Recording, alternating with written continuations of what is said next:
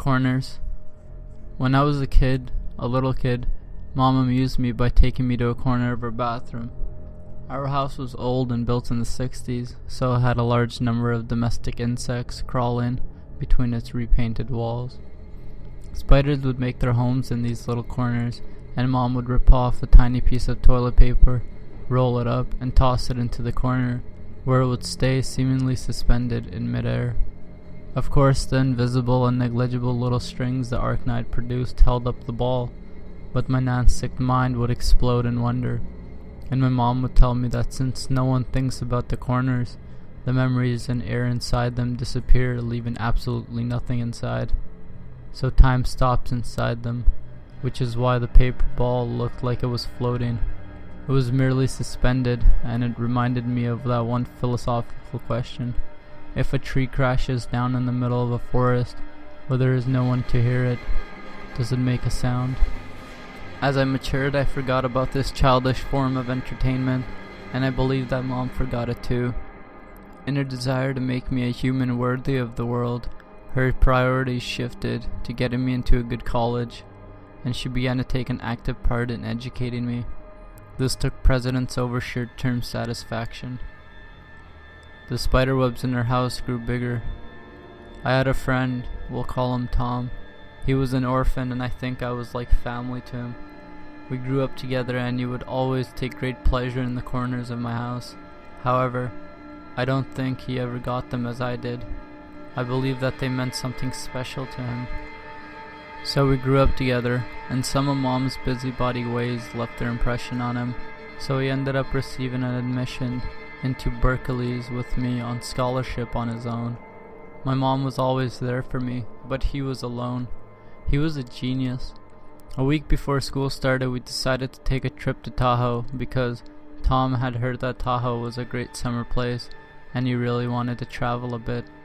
I think I argued with him for a while because I wanted to chill home and spend time together just screwing around before we entered the world of college, university, and after that, jobs without summer vacation. We had plenty of time to travel, but very little time to be a couch potato at home. He convinced me eventually though, and we went. The trip took 3.5 hours, and the mountainous landscape with its cooling patches of redwood forest was thoroughly engaging.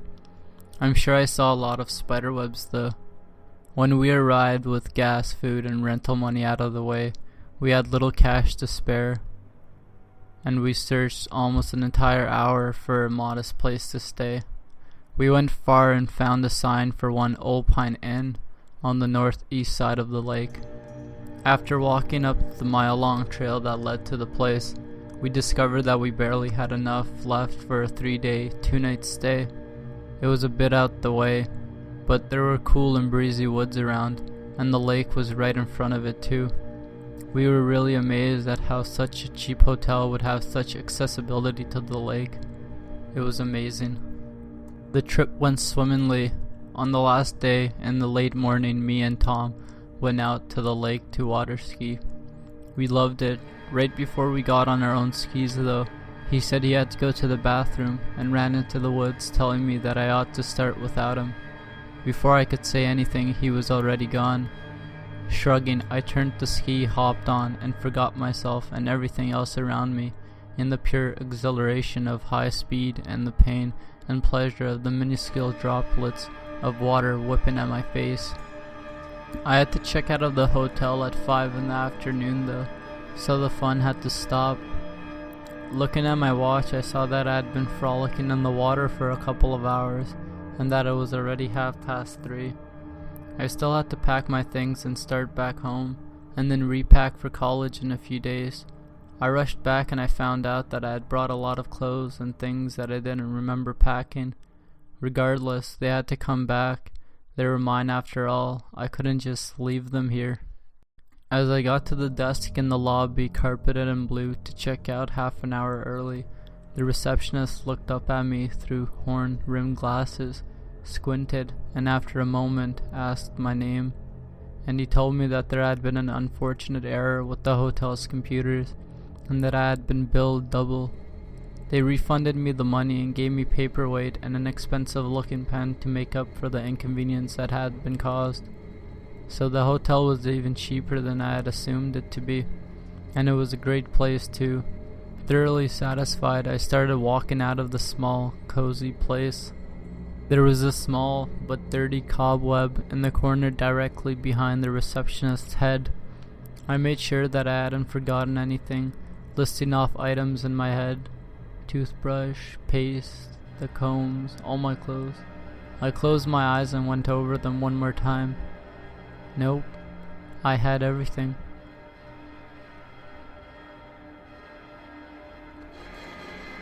Till death do us part.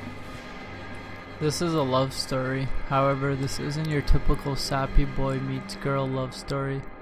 Emily met Jonah when she was 6 and he was 7. Their mothers worked together and had become close, so they would visit each other's houses and the kids would play together. At first, Jonah didn't care much for Emily. She was younger than him and a girl who only wanted to do girly things like play with dolls and dress up. He hated having to be her prince when she wanted to play Save the Princess. His mother would force him though, and say he needed to be polite and make friends. When Jonah's father left his mother, Jonah became angry at his dad and never talked to him anymore. Emily was too bubbly and cheerful for his taste. However, the more time he spent with her, the more she began to grow on him. Not before long, the two had become inseparable. Jonah would become depressed if he didn't get to see Emily that day. The same for Emily. They loved being around each other and they couldn't stand to be apart. They had their own secret code and a secret hideout where the two of them would go play and eat snacks they would steal from their houses. When the two reached middle school, Emily had become aware of her feelings for Jonah. However, Jonah was 13 and merely a child who thought nothing more of Emily but a simple friend. He was still more into games and toys than into girls. As a matter of fact, he didn't even think about girls at all. Emily would feel upset on some days that her feelings were not getting through to Jonah, but her mother would always tell her to be patient. Boys mature much slower than girls, and that one day he would be madly in love with her. That made Emily blush and feel giddy. She couldn't wait until that day. 4 years passed and Jonah was now a 17-year-old boy. He still liked playing games, but the day he saw Emily in that red sundress, his interest took a sharp turn. Jonah wasn't shy about his newfound feelings for Emily. He liked her, and he wanted her to know it. He would flirt with Emily, making her turn all shades of red. He would step in between her and another boy trying to flirt with her, boldly letting the imposter know if she was not his for the taking. Emily's heart would go into knots whenever Jonah did these things. Jonah and Emily shared their first kiss on the back of his porch.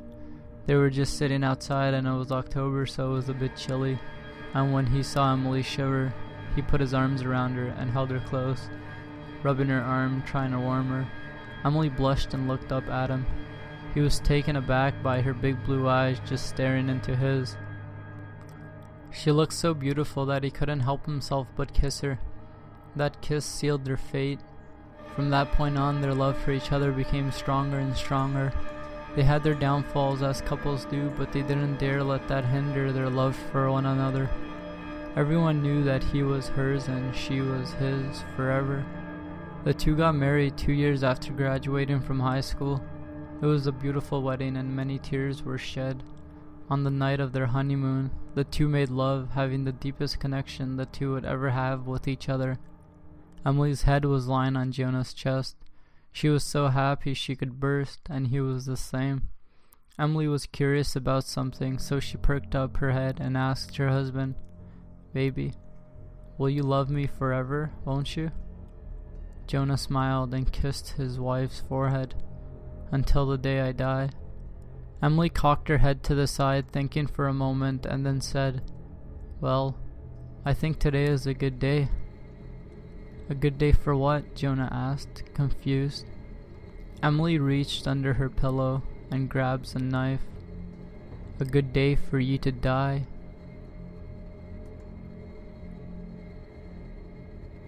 Peter and Joanne. Peter and Joanne were enjoying their honeymoon in Paris. They decided to go shopping before having dinner at the Eiffel Tower. Peter was waiting for Joanne while she was trying on some dresses. Joanne had stayed in the fitting room for almost 2 hours, and she hadn't done with her clothes yet. Peter started losing his patience. The man asked the staff to check on his wife, but after a few minutes, they all returned and told Peter that Joanne wasn't in the fitting room anymore. 4 years had passed. Peter was still looking for Joanne, even though he was losing his hope day by day.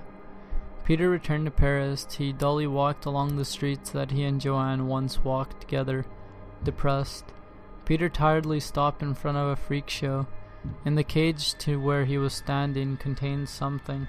No, some kind of animal, since he had just seen it move. And when Peter was nonchalantly watching a stupid clown trying to make people laugh, the animal inside the cage suddenly screamed. The sound was so terrifying that it startled Peter. He was so shocked to realize that the animal in the cage was actually a woman, but without limbs. Her skin sores, dirty and disgusting, and her smell was nothing different from a decaying corpse.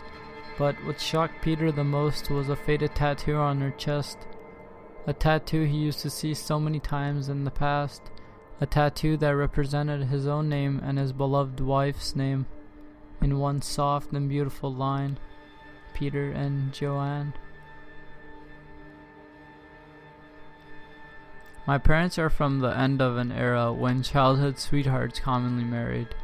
They married relatively young by today's standards, but did not rush into having children. After several years of marriage, they felt confident about starting a family. My mom recalls hearing a distant voice in the dark of every night saying simply, "Only 2." Shortly thereafter, my brother was born. A little more than a year and a half later, my mom heard the same distant voice again. This time it proclaimed, "One more." And 9 months later I arrived. Another year or so went by and my mom found out that she was pregnant again. Only this time she heard no voice. Instead, one night she awoke to a blinding yellow light filling the house. She tried rigorously to wake up my father, but at no avail. She quickly checked on both my brother and I, but we were in an unshakable sleep. My mom hesitantly went to search the house on her own. When she got to the steps leading to the basement, a familiar corridor of fear for all of us as the years went on, she heard the voice again. I said only 2. She was then pushed down the steps, resulting in a miscarriage. It's a story rarely ever told, but certainly never forgotten. Thanks for watching. Like, comment, and subscribe.